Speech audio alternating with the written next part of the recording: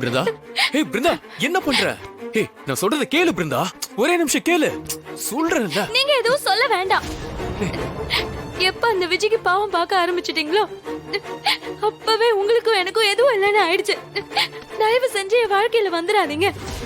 இனி உங்களுக்கும் எனக்கும் எந்த சம்பந்தமும் இல்ல. ஐயோ, ஒரு நிமிஷம் பிருந்தா, நான் சொல்றத கேளு.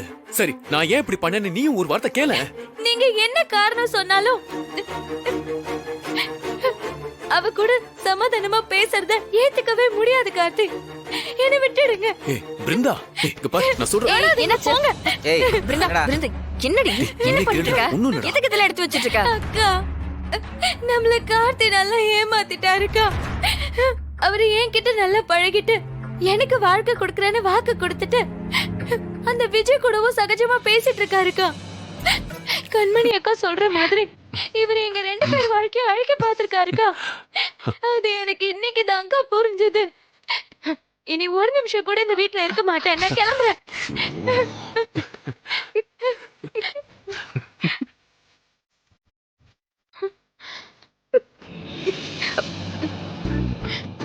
எதுக்கு சிரிக்கிறீங்க? ஹே லூசு, கார்த்தி உனக்கு துரோகம் பண்ணுவாரா? நாங்க தான் கார்த்தி அப்படி நடிக்க சொன்னோம். நடிக்க சொன்னீங்களா? என்னக்கா சொல்ற?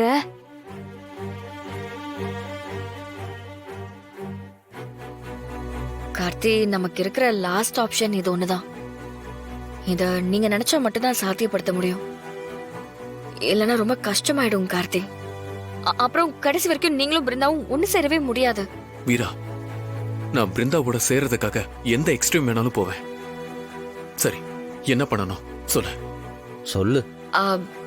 அந்த விஜய அவ வழியிலே போய் நம்ம காலி பண்ணணும். புரியல, எப்படி? அவளோட நம்பிக்கை நீங்க சம்பாதிக்கணும். அப்படின்னா? இல்ல, இத்தனை நாள் நீங்க அவளை எதிரியா பாத்துட்டு இருந்தீங்கல்ல, இனி கொஞ்ச நாளைக்கு அவ மேலயும் கரிசனம் காட்டுங்க.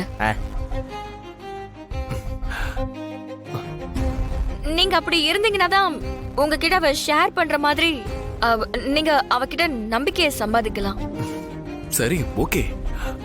இதெல்லாம் ஒர்க் அவுட் ஆகுமா? ஒர்க் அவுட் ஆகும்னு தான் நாங்க நம்புறோம். சரி, இது பிருந்தாவுக்கு தெரிஞ்சா? நாங்க பாத்துக்கிறோம் கார்த்தி.